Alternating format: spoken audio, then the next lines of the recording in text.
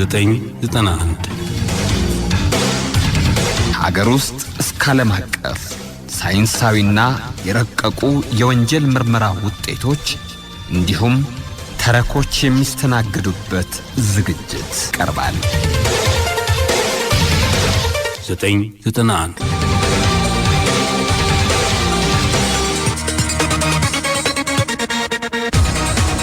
እንደምሰንብታችኋል የተወደዳችሁና የተከበራችሁ አድማጮቻችን። በወንጀል የምርመራ ስራዎች ላይ ትኩረት የሚያደርግ 991 ፕሮግራማችን እነሆ የዛሬ ተጀምሯል። ለዛሬም ያለፉት ተከታታይ 2 ሳምንታት አቅርበነው የነበርነው በቫርኔ ከተማ ሲፈጸም የነበረ የወንጀል ታሪክ ሶስተኛና የመጨረሻ ክፍል ነው የምናቀርብላችሁ። የቫርኔ ከተማ ፖሊሶችን ግራ ያጋባው ልጃገረዶቹን እየጠበቀ ያደነ የሚገድለው ማን ነው የሚለው የወንጀል የምርመራ ታሪክ ፖሊሶቹ ምርመራቸውን አጠናክረው እንዲቀጥሉ አድርጓቸዋል። ለመሆኑ ማን ነው? ግርማ ፍስሐ ነኝ። መልካም ቆይታ። እንዲህ ያለ ወንጀል ለቫርኒየር ከተማ ፖሊሶች አዲስ በመሆኑ ሚስጥሩን ለመረዳት ፖሊሶች በመከታተል ላይ ሳሉ የሁለተኛውን ጊዜ ወንጀል በተፈጸመ በወር ከ15 ቀኑ ጥቅምት 30 ቀን ከጠዋቱ 1 ሰዓት ከ10 ደቂቃ ላይ ለቫርኒየር ፖሊሶች በስልክ አማካኝነት ከአንድ ከተዳከመ ድምፅ አስቸኳይ የአደጋ ጥሪ ደረሳቸው።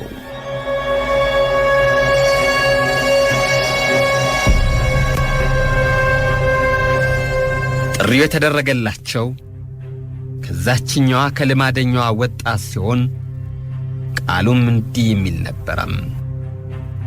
እባካችሁ እርዱኝ፣ ዛሬም ያለ ውዴታ የተደፈርኩ ሕይወቴ በመሰቃየት ላይ ትገኛለች የሚል ነበረም።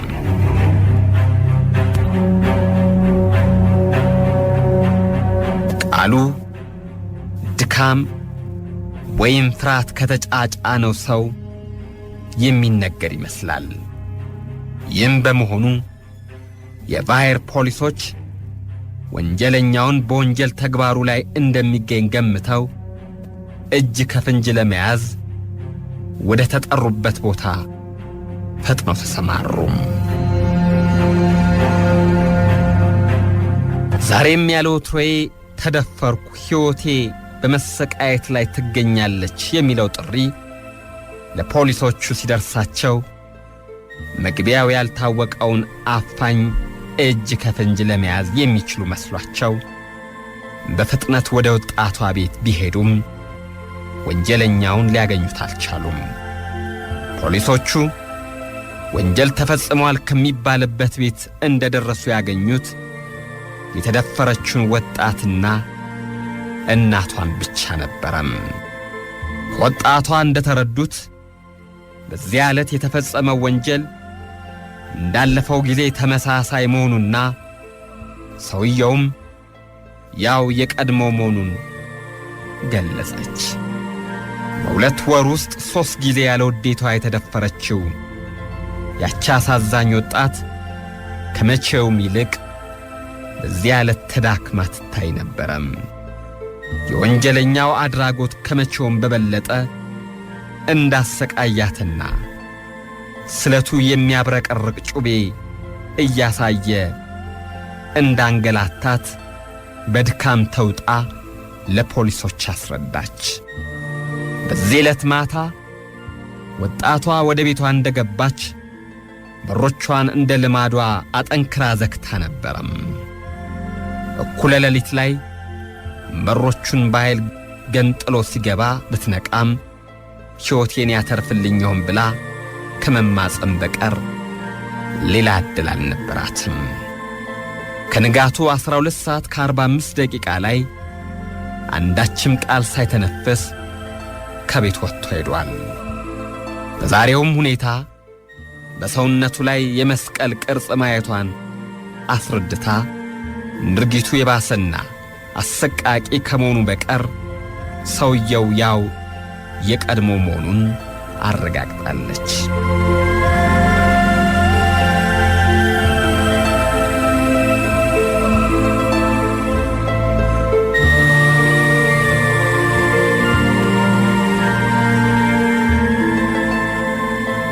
ወንጀለኛው ከሄደ በኋላ ካልጋዋ ሳትነሳ እንደተሸፋፈነች ለአንድ ሰዓት ያህል ቆይታ እናቷን አስጠርታለች።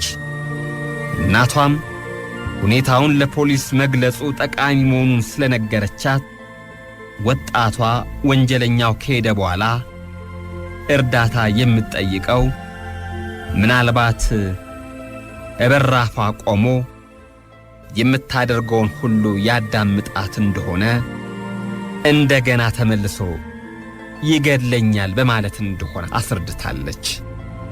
የባርኒዮር ከተማ ፖሊሶች ከወጣቷ ቤት ውስጥ የጣት አሻራና አንዳንድ አሻራዎችን ለማግኘት ጥረት ቢያደርጉም አልተሳካላቸውም። ፖሊሶቹ ወደ ቢሮአቸው ከሄዱ በኋላ ይህን ወንጀለኛ ሊያገኙ የሚችሉበትን ዘዴ ቢፈልጉም ጉዳት የደረሰባት ወጣት ከምትሰጣቸው አንዳንድ ፍንጭ በቀር ሌላ ዕድል እንደሌላቸው በማመን ወጣቷን እንደገና ጠርተው ለማነጋገር ወሰኑ።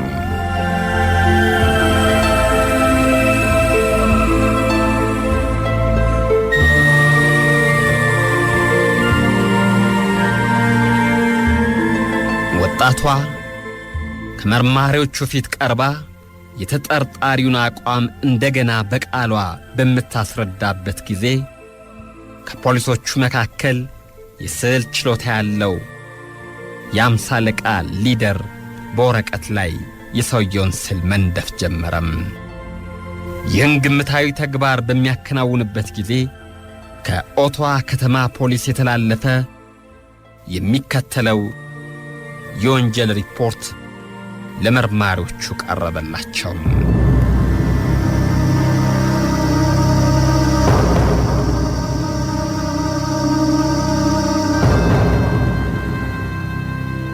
በኦቶዋ ከተማ በአንድ ክፍል ውስጥ ለብቻዋ የምትኖር አንዲት የ21 ዓመት ወጣት ልጃገረድ ህዳር 13 ቀን ሌሊት ባልታወቀ ሰው መደፈሯን አመልክታለች። ወጣቷ ወደ ቤቷ ገብታ ቤቷን ከውስጥ ቆልፋ ከተኛች በኋላ ልትነቃ የቻለችው ወንጀለኛው አጠገቧ ሲተኛ ነው። ጩቤና ልዩ ልዩ መሳሪያዎች ያሉት በመሆኑ ለህይወቷ ፈርታ የፈቀደውን ሲፈጽምባት ከመቀበል በቀር እሱን ለመቋቋም አንዳችም ዕድል እንዳልነበራት ገልጻለች።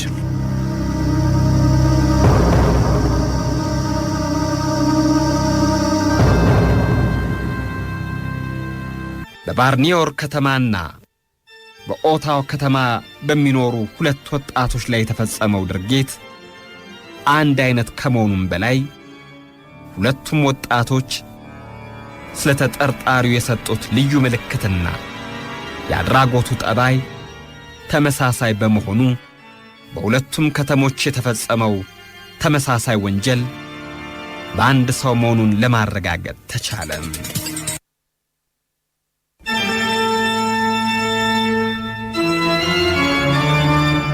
የሁለቱም ከተማ ፖሊሶች ምርመራውን በህብረት ለመፈጸም አጋጣሚው ዕድል አስገኝቶላቸዋል። ይኸውም ይሄኛው ሪፖርት ከመድረሱ በፊት በባርኒዮር ከተማ የምትገኘው ወጣት ለባርኒዮር ፖሊሶች በምትሰጠው ቃል መሠረት ሳሊው ፖሊስ የተጠርጣሪውን ስዕል በመንደፍ ላይ ነበረም። የመጀመሪያውን ደረጃ ንድፍ ከፈጸመ በኋላ በሚገባ አስተካክሎ አንዳንድ የሚጎድለው ነገር እንዳለ እንድትጨምርበት ለወጣቷ ሰጣት። ስዕሎቹን ካየሽ በኋላ ይመስላል የሚል ቃል ሰጥታ በስዕሉ ላይ ማተኮር ጀመረች።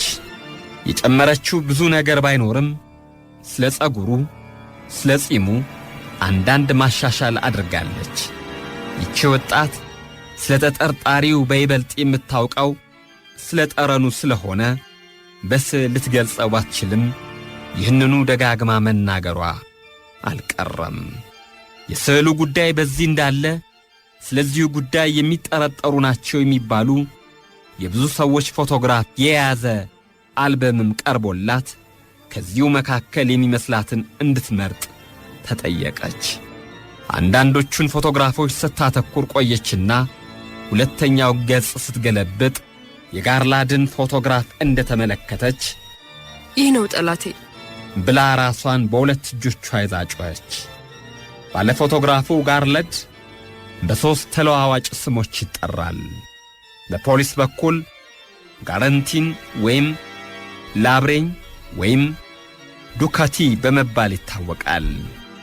የዚህን ሰው ፎቶግራፍ ከሌሎች ተጠርጣሪ ፎቶግራፎች ጋር ተደባልቆ እንዲቀርብ ያደረገው ከመርማሪዎቹ አንዱ ሲሆን ለዚህም ምክንያት የሆነው ከጥቂት ዓመታት በፊት ይህ ሰው ስለ አንድ ጉዳይ የጣት አሻራ ለፖሊስ በሚሰጥበት ጊዜ የተደፈረችን ወጣት በቀኝ ክንዱ ላይ አየው ያለችውን የመስቀል ቅርጽ ንቅሳት ፖሊሱ ተመልክቶት ስለነበር ይኸው ትዝ ብሎት ምናልባት እሱም ይህን ይሠራ ይሆን በማለት ነበረም።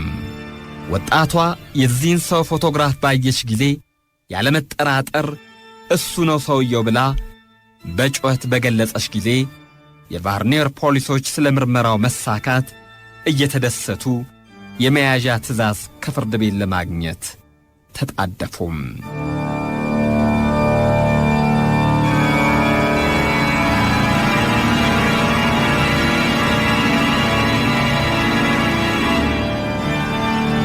የቫርኔር ከተማ ፖሊሶች ጋርለድን ሊይዙት የሚችሉበት ስልጣን ከፍርድ ቤት ቢያገኙም ተጠርጣሪውን በቫርኔር ከተማ ውስጥ ሊያገኙት አልቻሉም። ስለዚህም ሁለተኛው ተመሳሳይ ወንጀል ከተፈጸመበት ከኦቶዋ ከተማ ይገኝ እንደሆን በሚል ግምት የፍርድ ቤት ትዕዛዝ ለኦቶዋ ከተማ ፖሊሶች እንዲተላለፍ ተደረገም።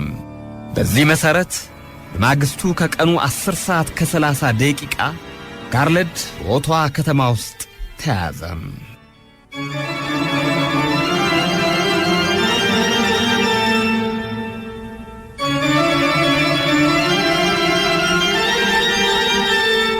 የኦቶዋ ከተማ ፖሊሶች ጋርለድ ወይም ላብሬን በመባል የሚጠራውን ሰው ከያዙ በኋላ ከብዙ ሰዎች መካከል እንዲቀመጥ አድርገው በዚያ ከተማ ለሁለተኛ ጊዜ የተደፈረችን ወጣት የምትጠረጥረውን ከሰዎች መካከል እንድትመርጥ ጋበዟት።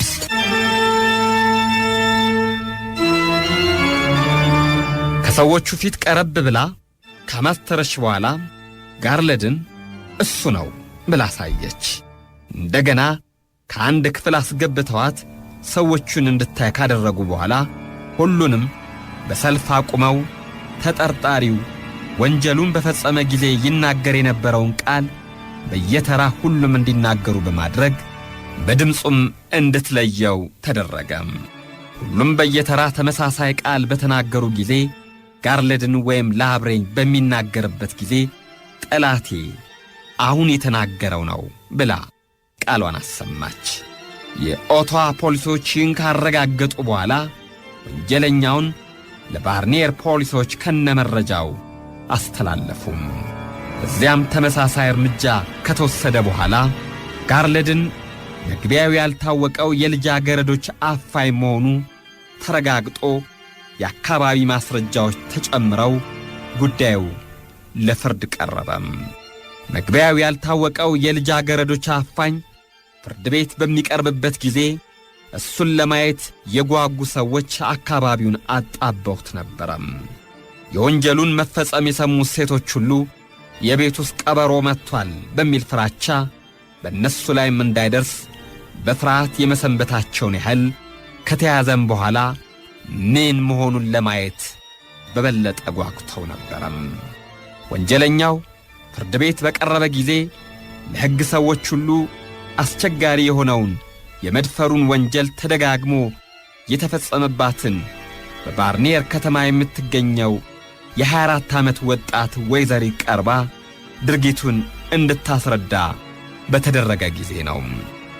ይቺ ወጣት እንኳንስ በሕዝብ ፊት ቀርባ የተፈጸመውን ሁሉ እንድታስረዳ ቀርቶ ወንጀለኛውንም በምታይበት ጊዜ አእምሮዋን ለመሳት ትደርሳለች። ፍርድ ቤቱ ምንና እንዴት እንደተፈጸመ እንድታስረዳ ፍላጎት ያለው ቢሆንም ወጣቷ ደግሞ ይህን ሁሉ በዝርዝር ለማስረዳት የማትፈልግና ብትገደድ እንኳን መግለጽ በምትሞክርበት ጊዜ ሕሊናዋን የሚያሳጣ ስሜት ያሳድርባታል የሚል ክርክር ተፈጠረም። ይህ ሁኔታ በሐኪም እንዲጣራ ተደርጎ የአእምሮ ሐኪሞች ከወጣቷ ጋር ባደረጉት ውይይት የወጣቷን በፍርድ ቤት ቀርቦ ማስረዳት ተቃወሙ። ከዚህ በኋላ ለፖሊስ የሰጠችው ቃል እንደ ማስረጃ እንዲቆጠር ተደርጎ ተከሳሹ ለፍርድ ቤት ቃል እንዲሰጥ ተደረገ። እሱም ቢሆን ለምንና እንዴትስ ወንጀሉን እንደፈጸመ በዝርዝር ለማስረዳት አልፈቀደም። ደስ የምትለውን ቆንጆ ወጣት አድራሻና አኗኗሯን ካጠና በኋላ ከውስጥ የተቆለፈውን ቤት በዘዴ እየከፈተ መግባት እንደሚችል ቢያምንም የጋርልን የበር አከፋፈት ሚስጥር በይፋ እንዲገለጽ ፖሊሶቹ አልፈለጉም። ፍርድ ቤቱ የቀረበውን ማስረጃ ከመረመረና የሰውየውን ድርጊት አሳዛኝና አሰቃቂ መሆኑን ካረጋገጠ በኋላ ለ7 ዓመት እስራት እንዲቀጣ ወስኖበታል።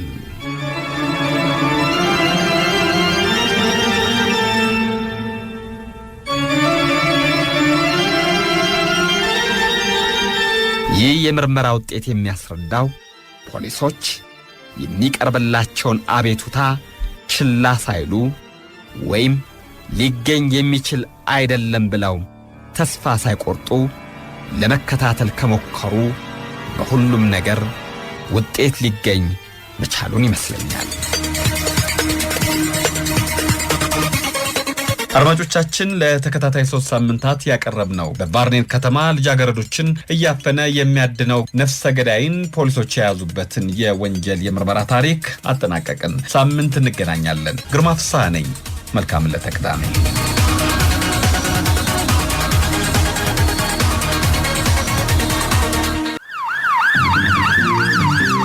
991 ሀገር ውስጥ እስከ ዓለም አቀፍ ሳይንሳዊና የረቀቁ የወንጀል ምርመራ ውጤቶች እንዲሁም ተረኮች የሚስተናገዱበት ዝግጅት ቀርባል። 991